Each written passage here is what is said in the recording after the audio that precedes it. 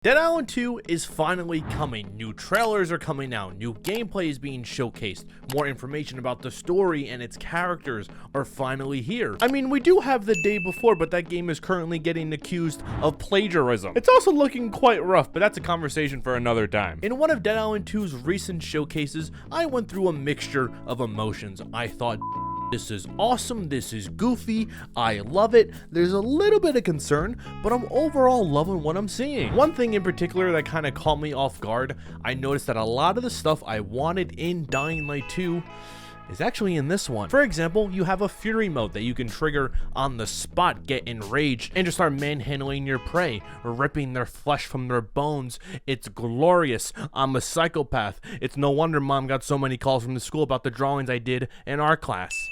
But here's the thing, I wasn't the only one. Community members, you guys, were saying this looks incredible. And one of you asked the question, is Dead Island 2 going to be better than Dying Light 2?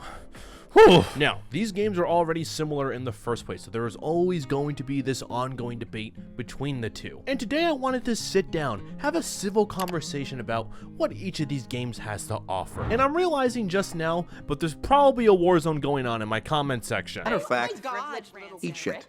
How's that?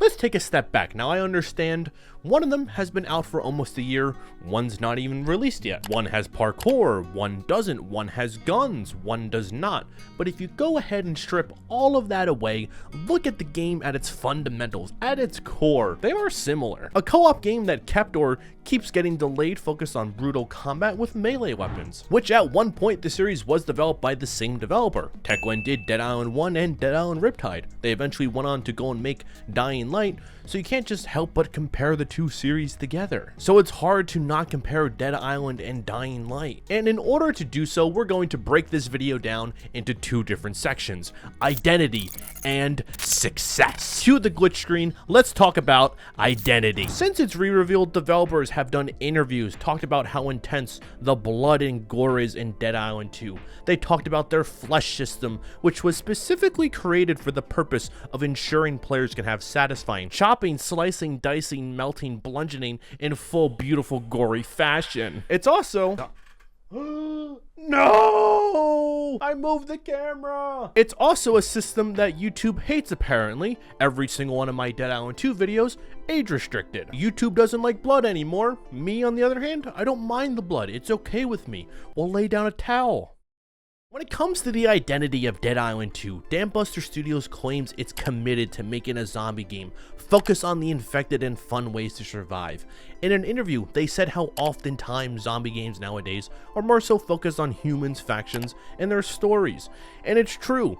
Elephant in the room, but this is exactly what Dying Light 2 did. And the overall general consensus amongst the community at this moment, it was not a good idea. And when it comes to Dead Island 2, it's the exact opposite of that. And to ensure this even further, Dambuster has stated that there are literally no human fights existing in this game, which is phenomenal for zombie fans that are desiring a game where the infected are the forefront. And moving beyond the base game of Dying Light 2, we all know how it was, we know how the story was, I'm not going to talk about it. But in 2023, we do have a little bit of data mine information about DLC 2, Blood Diamonds. It's going to focus on diamonds, crystals, and divers. The leaked dialogue that was found hints that a mysterious character will approach Aiden asking for his help to help find his lost diver friend, and thus our story emerges. And depending on the success and focus of this DLC will determine how Dying Light 2 is treated in 2023. Will Techland finally step out of their comfort zone and lean into community requests about an infected-centered story? Because whether you or Techland likes it or not,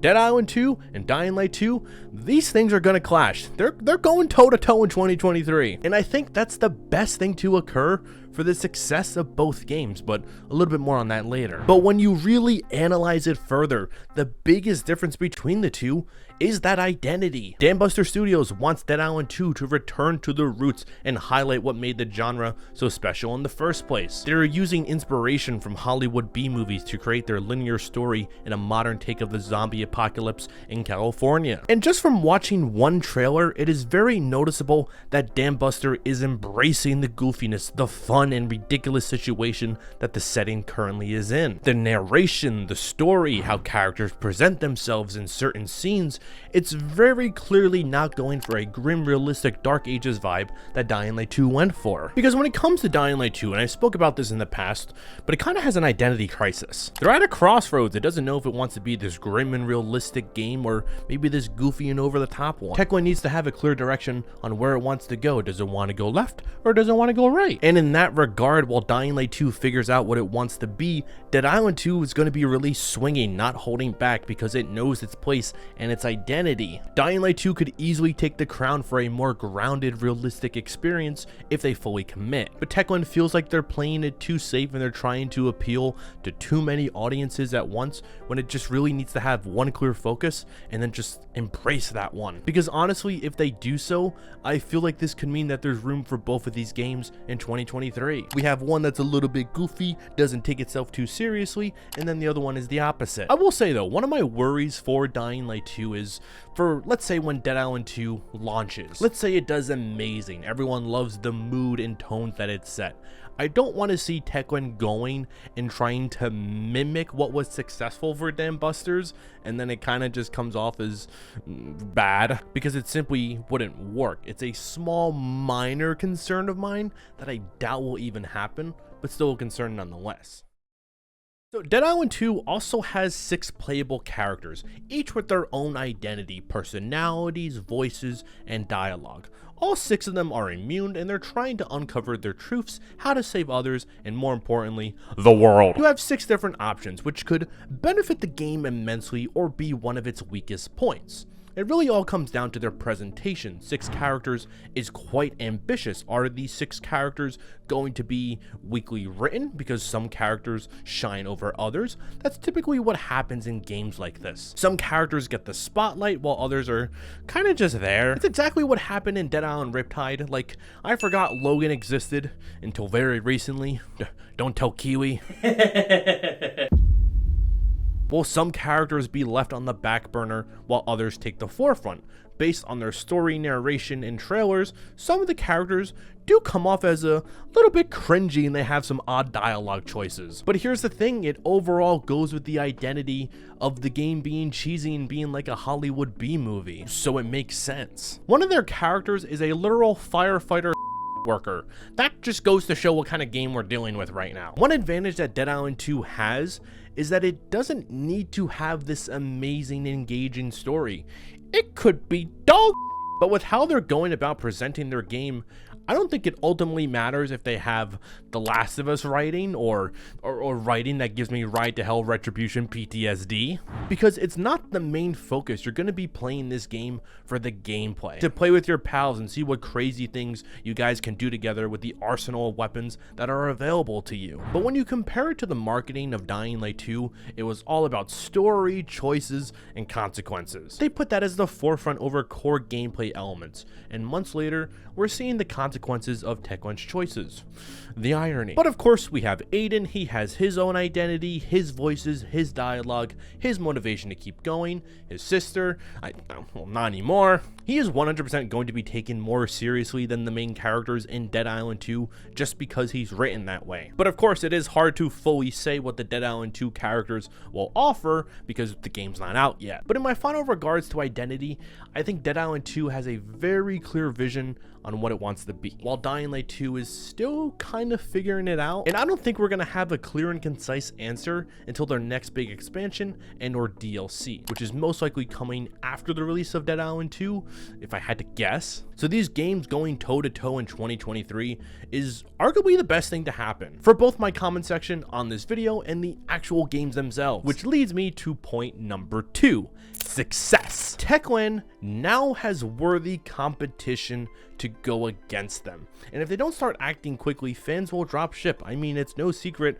but fans are abandoning the sequel for the original until major changes and content updates make their way into Dying Light 2. But what seems to be a reoccurring pattern now so often is that in order to find success among others, find success among competition, you need to truly stick out. You need to be one of a kind, and the best way to do that in real life is Manscaped. Manscaped. That's right, Manscaped is back in 2023 to go ahead and sponsor the channel. If you go ahead and use code ONI, you get 20% off and free shipping at manscaped.com. Manscaped has some of the best male grooming products out there on the market right now. Going ahead and getting all those products will really separate you from all the competition out there. Ain't that right, Danny? Oh, look at that. We got the double D today. You can go ahead, get the Performance Package 4.0 and get some of the best top of the line products like this one right here. We got the Lawnmower 4.0. It's more reliable than your ex-wife. It has safe skin technology, a nice little nightlight for when you're using it in the dark. Listen to that. Manscaped products, they're pristine, they're awesome, I highly recommend them. Been using them for over a year now. Definitely worth using if you're laying down that towel, am I right? But use the link down below, head to manscaped.com, use code ONI for 20% off and free shipping. Thank you so much to them for sponsoring this video. Let's get back to it now. Success! Part of me almost feels like Dead Island 2 needs to be successful. This subsection in the zombie genre, the co-op first-person action-packed melee combat one, is kind of on its last limbs. Like, aside from Dying Light 2, are there any others? And Techland held that crown for a while with the Dying Light series, with no competition to go up against it. I'm kind of afraid for this particular genre. Is it finally showing its age? I feel like after we see if Dead Island 2 is successful or a failure, we'll have that answer. 2023 is going to tell us a lot about what the hell is happening with zombies in general. Like, yes, of course, the zombie genre is pretty massive, but in 2022 and 2023, there wasn't much. For 2023, Resident Evil remakes and a new edition may be added in, but aside from that, aside from remakes, the major zombie releases that we have are the the day before, which I'm proceeding with caution. I really wanted to be successful, but just look at it. There are plenty of smaller indie titles coming out in 2023. Paradise Project, Project Z, Showa American Story, Dead Fury. And honestly, I hope they get their time to shine. I may cover them on this channel. I don't know yet. What do you think? But for this year, Dead Island 2 is leading the charge. It's one of the biggest zombie games coming out maybe ever. Like, just the story behind it, the development hell rumors, how it was passed around through numerous developers, then kind of sidelined for a little bit, then it re-emerges after some time. People are paying attention now.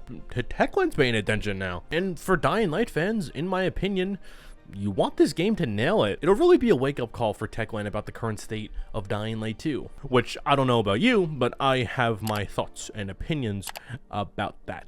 And if the game is good, worst case scenario, you have another fun hack and slash zombie game to play, just without parkour. If the game is dog shit, I just don't know what the future holds for the zombie genre, particularly this subsection that both of these games are currently in. But yeah, that's my thoughts. Let me know yours. See you later. Bye-bye.